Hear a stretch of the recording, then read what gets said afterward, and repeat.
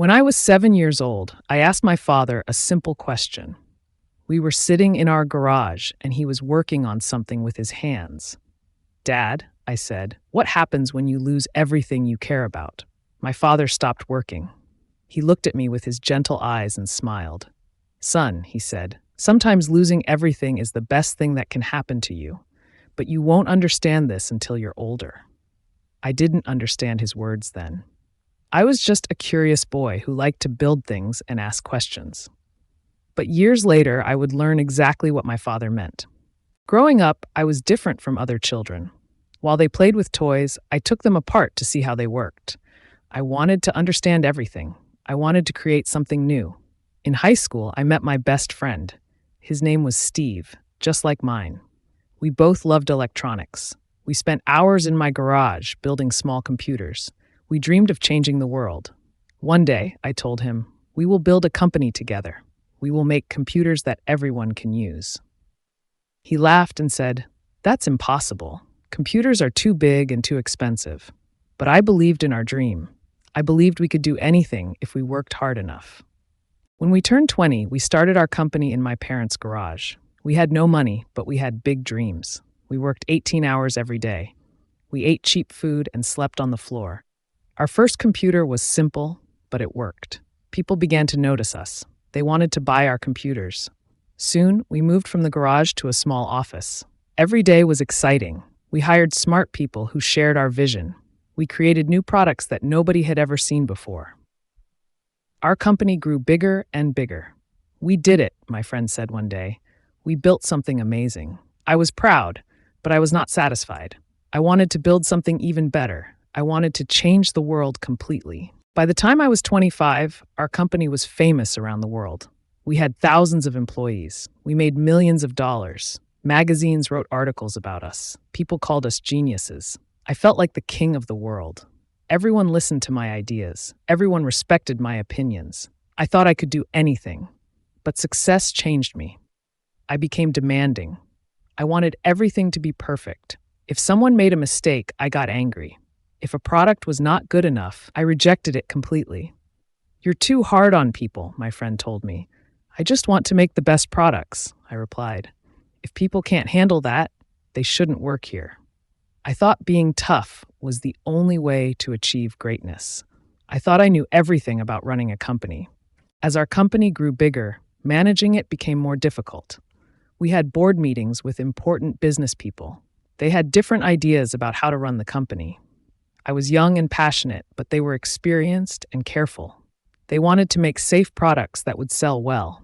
I wanted to take risks and create revolutionary products. "You need to listen to us," they said. "We know how to run a business." "But this is my company," I argued. "I built it from nothing." The arguments became more frequent. The board members began to question my decisions. They said I was too young, too inexperienced, too difficult to work with. I felt frustrated and angry. Didn't they understand that I was the one with the vision? Didn't they realize that without me, the company would be nothing? One morning, I walked into the office feeling confident. I had a presentation to give to the board. I had new ideas that would revolutionize our industry. But when I entered the meeting room, I sensed something was wrong. The board members looked serious. They avoided eye contact with me. "We need to talk," said the chairman of the board. What happened next was the worst moment of my life. The board told me that they were removing me from my position. They said the company needed different leadership. "You can't do this," I said. "This is my company. I created it." "We're sorry," they replied, "but this decision is final." I felt like the world was crashing down around me. Everything I had built, everything I had worked for, was being taken away from me. I was being fired from my own company. I left the office in shock. I drove around the city for hours, not knowing where to go or what to do. How could this happen to me? How could they take away my life's work? For weeks, I stayed in my apartment. I didn't want to see anyone. I didn't want to talk to anyone. Friends called me, but I didn't answer the phone. I felt embarrassed and humiliated. Everyone in the industry knew what had happened. The newspapers wrote about my failure. People said I was finished. Maybe I should give up, I thought. Maybe I should find a different career. I had lost everything I cared about. My company, my position, my reputation, everything was gone. I felt like a complete failure. But slowly, something began to change inside me. I remembered my father's words from long ago. Sometimes losing everything is the best thing that can happen to you. I realized that being fired had freed me from something. I no longer had to deal with board meetings and corporate politics. I no longer had to compromise my vision to please others. Maybe this is an opportunity, I thought. Maybe I can start fresh and build something even better. I decided to start a new company. This time, I would do things differently. I would maintain control. I would surround myself with people who shared my vision completely. I started working on new ideas. I hired a small team of talented people who believed in me. We worked in a small office, just like in the old days. My new company focused on creating the most advanced computers ever made. We pushed the boundaries of technology. We ignored what everyone else was doing and followed our own path. It was not easy. We had limited money and resources. Many people doubted us. They said we would never succeed without the support of a big company. But I had learned something important from my failure. I had learned to focus on what really mattered, creating amazing products and building a strong team.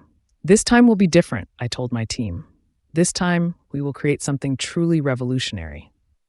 We worked harder than ever before. Every day brought new challenges, but also new possibilities. I felt alive again. I felt like I was doing what I was meant to do. One day, after 11 years of building my new company, I received a phone call that would change everything. "We need your help," said the voice on the phone. It was someone from my old company. My old company was struggling. They had lost their way. Their products were boring. They were losing money and market share. They needed someone to save them. "We want you to come back," they said. "We want you to lead the company again." I was shocked. The same people who had fired me were now asking me to return. The company that had rejected me now needed me to survive. "I'll think about it," I said, but I already knew my answer. This was my chance to return and do things right. I returned to my old company as the leader. But I was not the same person who had been fired 11 years earlier. I was older, wiser, and more experienced. I brought with me all the knowledge I had gained from building my new company. I had learned how to lead people better. I had learned how to create products that truly changed people's lives. The company was in terrible condition, but I was not discouraged. I knew exactly what needed to be done. We created products that nobody had ever imagined before. We revolutionized entire industries. We became the most valuable company in the world. Everything my father had told me was true. Losing everything had been the best thing that could have happened to me. It had taught me lessons I could never have learned otherwise. Years later, I was giving a speech to young entrepreneurs. A student raised her hand and asked me the same question I had asked my father many years ago. "What happens when you lose everything you care about?" I smiled and gave her the same answer my father had given me. Sometimes losing everything is the best thing that can happen to you. After the speech, I returned home to the same garage where my father and I had worked together when I was 7 years old. I sat in the same spot where I had asked him that important question. I realized that my father had been preparing me for this moment my entire life. He had known that success would come with challenges. He had known that I would face failure before I could achieve true greatness. You see, that 7-year-old boy who asked his father about losing everything, that boy was me. My name is Steve Jobs, and this is the story of how losing everything led me to create Apple, the company that changed the world forever. Moral: sometimes our greatest failures become our greatest opportunities. When we lose everything, we often discover what we're truly capable of achieving.